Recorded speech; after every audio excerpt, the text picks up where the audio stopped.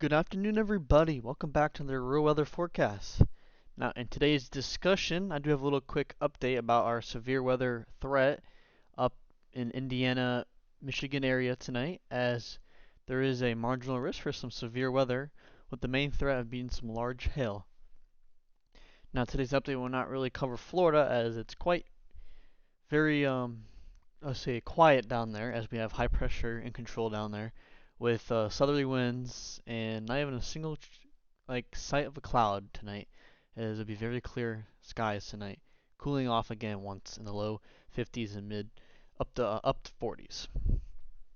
So going back to our marginal risk for severe weather, we'll focus now at the surface, which shows us our surface low right now was very broad, not very deepening as of yet, but with that counterclockwise flow, we do have our nice southwesterly winds coming in, pumping in some moisture with a little bit of a deep nose of warmth coming in.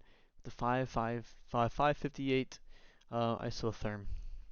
Now, with these storms that will get going, models have been inconsistent of when they'll start, but the main concern is that they'll be nocturnal as they race toward the northeast, sorry.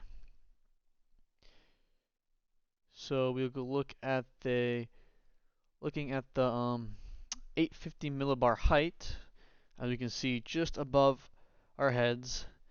We'll look at the wind speeds, and there is actually a pretty decently strong low-level jet that will be across the area up to the north of the area, showing winds into about 44, 49 knots, which will be just enough for some strong shear, which will help the storms rotate, causing stronger updrafts.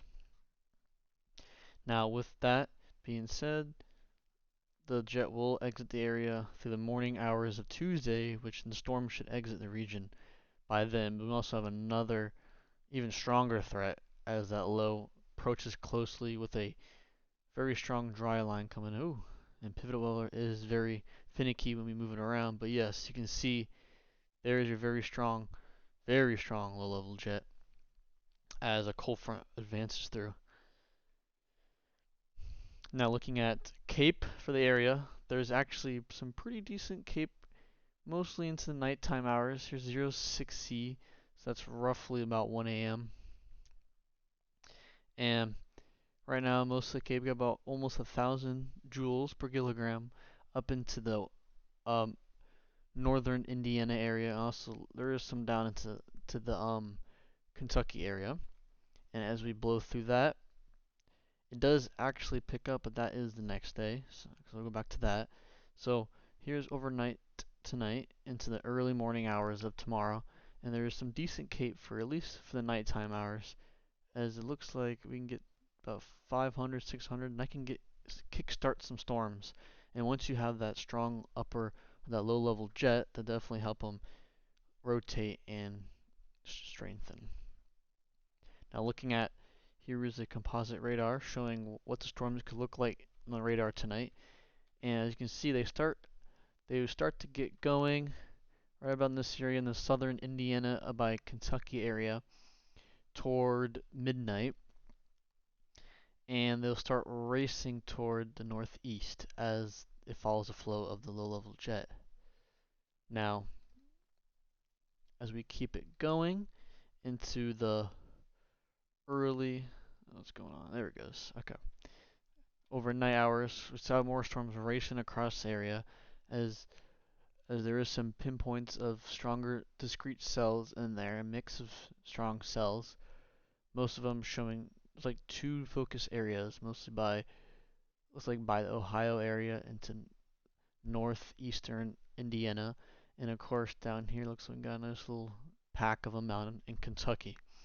Now the SPC has placed those two areas in a marginal risk, which is saying could be some isolated severe storms. Now, threat isn't too high, but if any storm do get going, they can be very strong with some good sized hail. It's like hail will be the most appropriate thing that will be these storms will be producing, and of course gusty winds as you have strong winds above, which storms will help push those winds down. Now, of course, we want to rule out a tornado threat, but it looks like there not won't be really a tornado threat with this batch of storms tonight, as a hail threat will be the most component of it. Now heading into tomorrow evening, that is the most strongest signature of severe storms, and the SPC does have it in a slight risk, roughly the same area, a little more toward the west, and definitely some very large hail, damaging winds, and of course a few tornadoes, as there's more of a better profile for tornadoes. And if we head into the model into the next day, you can see, first off, you can see a very good signature of a squall line coming in around Chicago area. So be careful if you're up in the Chicago area, as the low level jet will be very intensified in this area. As I can show it on the model here. See, it's Friday. Go back. Right about here. So here's a low level jet. Around here is the afternoon hours of tomorrow. And you can see it starts to intensify even more as we head overnight. Got some 63 knots. Wow. By South Indiana and South Ohio, Kentucky border.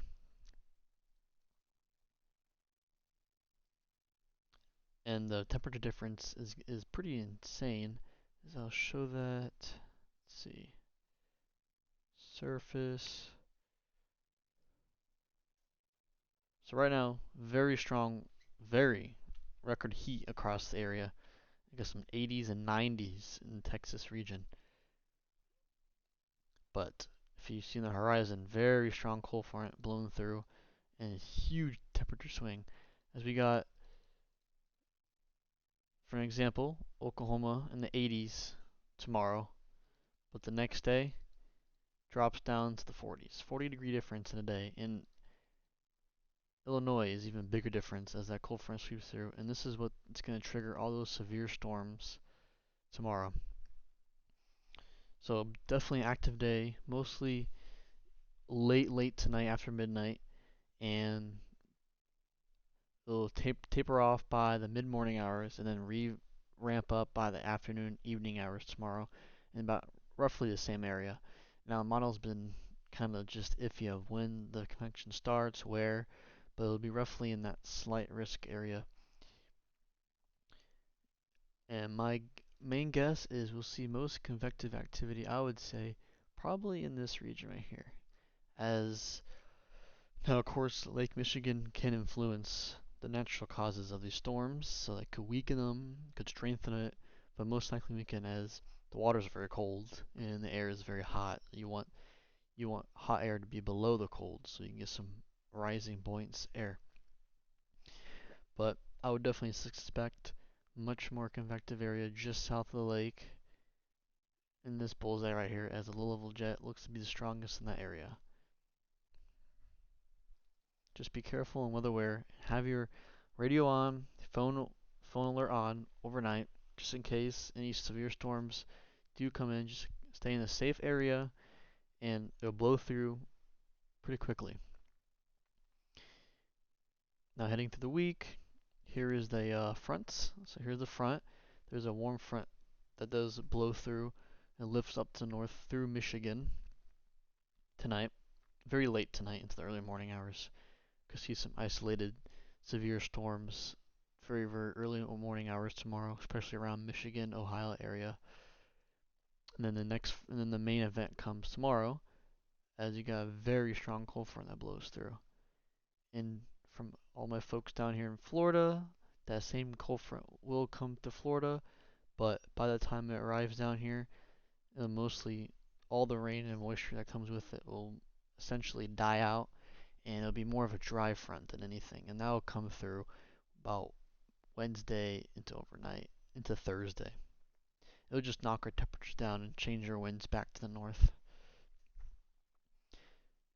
But I'm looking signs, a little teaser, could see an active period coming for Florida this weekend, but of course still far out, and I'll let you know in updates. So thank you for watching. And of course, like and subscribe for more updates. And I will eventually get a camera. I'm working on that and a better mic. So sorry for the mic if it doesn't sound too good. But I am working on that. And hope to see you guys soon. And remember to follow my socials for better updates. I usually post at least 3-4 times a day, depends on the weather event, if it's active or not. But other than that, thank you, and see you next time.